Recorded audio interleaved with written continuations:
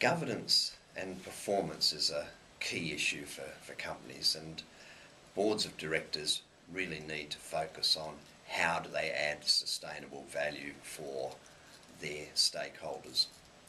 We've seen a lot in recent times about whether we should increase the gender balance and have more women on the board of directors, and empirical evidence here in New Zealand, in a study conducted by Krishna Reddy and myself, we found that those boards which had more women on them did perform better.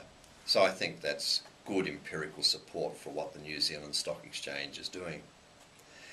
I went to India last week for a quick 3-day visit to look at work in governance for some ongoing studies I'm doing there, working with the Oil and Natural Gas Corporation and the Mineral Development Corporation in India, two huge organisations compared to New Zealand. And the work that the MDC is doing in open cut mining, covered over, is just amazing. So when people think about scouring from open cut mining, we really ought to have a close look at some of the work that's being done in India. Anyway, what I really wanted to just comment on was that the Planning Commission in India released its report while I was there, and they have estimated that by 2020 that India will be the third largest GDP country in the world.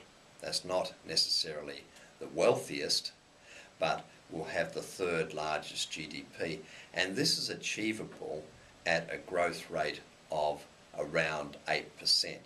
They are forecasting for a 9.5% growth rate.